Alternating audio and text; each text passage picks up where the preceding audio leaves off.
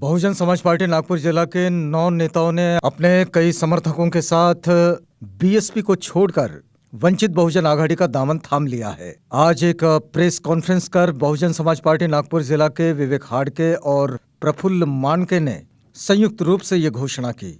BSP नेताओं ने कहा कि महाराष्ट्र बीएसपी ने पिछले कई चुनावों में अपना उम्मीदवार नहीं उतारने से एक राजनीतिक कार्यकर्ता के रूप में उनका मनोबल कमजोर हो रहा था, इसलिए उन्होंने वंचित बहुजन आघाड़ी के राष्ट्रीय अध्यक्ष एडवोकेट बाला साहेब अम्बेडकर के नेतृत्व में विश्वास जताते हुए वीबीए का दामन थाम लिया है। विवेक हाड़के, प्रफुल्ल मानके, इनके साथ राहुल सोनटक्के, डॉक्टर धर्मेंद्र मंडलिक, मनपा नागपुर के पूर्व नेता प्रतिपक्ष मुरलीधर मेश्राम, अरविंद मेश्राम, राजकुमार लोखंडे, सीसी वासे, प्रकाश शंभरकर समेत बीएसपी के कार्यकर्ताओं ने वंचित बहुजन आघाड़ी नागपुर के नेता रविबाबू शेंडे, राहुल वानखेड़े, विलास वाटकर, राजू लोखंडे, धर्मेश फुसाटे, राहुल दहीकर, नागेश बुरबुरी की प्रमुख उपस्थिति में वंचित बहुजन आघाड़ी में प्रवेश की घोषणा की। हमने पिछले 1 तारीख को मैंने और प्रफुल्ल मानके जी ने बहुजन समाज पार्टी के प्राथमिक सदस्य से इस्तीफा दिया था। यह इस्तीफा हमें क्यों देना पड़ा, इसकी विस्तृत जानकारी हमने प्रेस नोट के अंदर में दी है।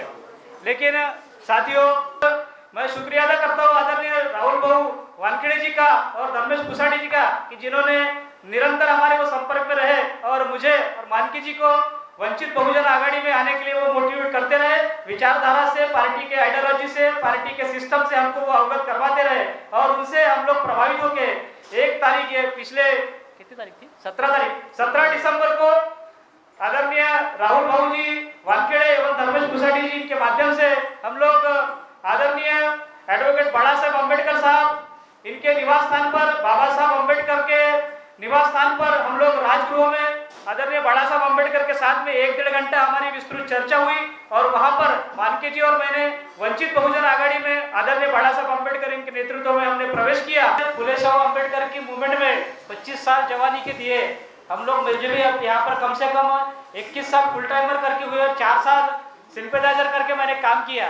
तो जो इतने लंबे समय तक के फुले शाह अम्बेडकर की मूवमेंट में काम करते हैं और ये वंचित बहुजन आघाड़ी, ये भी फुले शाह अम्बेडकर की मूवमेंट है, तो सोड़ चिट्ठी देने का विषय नहीं। 25 साल जब यहाँ काम किए तो आगे की 25 साल की इनिंग भी यही रहेंगी और 25 साल ही नहीं भी इसके आगे की। बहुजन समाज पार्टी के अंदर जिस प्रकार से महापुरुषों की मूवमेंट के नाम पर महाराष्ट्र में जो प्रभारी यूपी के आए हुए, उन्होंने जिस प्रकार से यहाँ पर धूल झोंककर हमारे भोले भाले समाज को, भोले भाले कार्यकर्ताओं को बाबा साहब के नाम पर, महात्मा ज्योतिबा फुले के नाम पर, शाहू महाराज के नाम पर इमोशनल करके जिस प्रकार से मूवमेंट के नाम पर धूल झोंकने का काम उनके आंखों में हो रहा है, उन सभी कार्यकर्ताओं को मैं आपके माध्यम से निवेदन करूंगा कि बहुजन समाज पार्टी को छोड़कर आप वंचित आघाड़ी में शामिल हो जाएं। तो महाराष्ट्र में हम समविचारी दलों के साथ अगर गठबंधन करके आगे की राजनीति या चुनाव लड़ते हैं तो मैं समझता हूँ आज तक हम लोग महाराष्ट्र में रिजल्ट प्राप्त कर लेते हैं। लेकिन जब जब ये निवेदन हमने महाराष्ट्र के प्रभारी पूर्व सांसद वीर सिंह जी को की, तब तक वीर सिंह जी ने इस बात को सिरे से खारिज कर दिया। मुझे लगता है कि वीर सिंह जी की कहीं पर भी यह मंशा नहीं है कि महाराष्ट्र में यह मूवमेंट बढ़े, फले फूले या हमारा जो समाज है वो सत्ताधारी बने। हमने इतना ही नहीं, वंचित बहुजन आघाड़ी या रिपब्लिकन पार्टी के जितने भी हमारे समविचारी दल हैं उनसे पिछले चुनाव में गठबंधन करने की भरसक कोशिश की और उनको निवेदन भी किया, लेकिन किसी भी प्रकार से वीर सिंह जी ने बहन जी तक इस बात को नहीं पहुंचाया और वीर सिंह जी ने गठबंधन नहीं होने दिया। तो मैं समझता हूं कि बहुजन समाज पार्टी को जब अन्य राज्यों में मुख्यमंत्री के रूप में ये सारे लोग चलते, अजीत जोगी, कुमारस्वामी, उपेंद्र कुशवाहा, तो पिछले चुनाव में बाला साहब अम्बेडकर भी बहुजन समाज पार्टी के प्रदेश नेतृत्व को चलना चाहिए था। अगर बाला साहब अम्बेडकर के बारे में इतनी एलर्जी अगर प्रदेश के नेतृत्व को है तो हम ऐसे नेतृत्व के खिलाफ हमने जंग छेड़ दी और बहुजन समाज पार्टी को जय भीम ठोककर हमने बहुजन समाज पार्टी से त्याग पत्र दे दिया। और आने वाले समय में जैसा कि हम प्रण करते हैं, बाला साहब अम्बेडकर इनके नेतृत्व पर पूरा भरोसा रखते हुए पूरे समाज को, बहुजन समाज को इकट्ठा करके हम लोग इस मूवमेंट को मजबूत करेंगे। मी आज या प्रसंगी एवढं सांगू इच्छितो की बहुजन समाज पार्टीमध्ये जे महाराष्ट्राचे पदाधिकारी आहेत, जे नेतागण आहेत, हे नेतागण स्टेजवर बोलतात आणि कृतीमध्ये सर्व विकाऊ नेता आहेत। या विकाऊ नेत्याच्या कार्यपद्धतीला कंटाळून आम्ही बहुजन समाज पार्टीचे शेकडो कार्यकर्ता वंचित आघाडीमध्ये भविष्यात प्रवेश करणार आहोत। धन्यवाद। जय हिंद। साथियों, जिस दौर से ये देश गुजर रहा है और दौर एक भयानक दौर है, आप मीडिया वाले लोग हो, आप जानते हो। और इस देश में जो संविधान है, उस संविधान को निष्क्रिय करने का काम और बदलने का काम यहाँ की आरएसएस जैसी ताकतें कर रही है।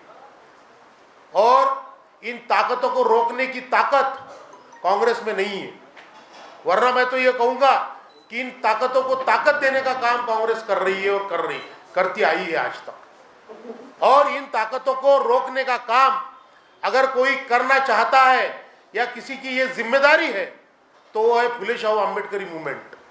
और इस फुले शाहू अम्बेडकरी मूवमेंट को ताकतवर बनाने के लिए जितने भी लोग इस संविधान को मानते हैं, जितने भी लोग इस देश के सेकुलरिज्म को मानते हैं, यहाँ की समता स्वातंत्र्य बंधुता के तत्व को मानते हैं, वो सभी ने ये प्रण करना चाहिए कि हम आज प्रकाश आंबेडकर साहब के पीछे में खड़े हो जावे।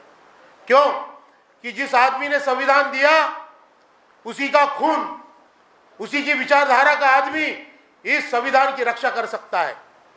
आज मीडिया के ऊपर में क्या चल रहा है, किस तरह के प्रतिबंध लगे हुए हैं, किस तरह के लोग मीडिया को किस तरह से यूज कर रहे हैं, यह आप सब लोग जानते हो।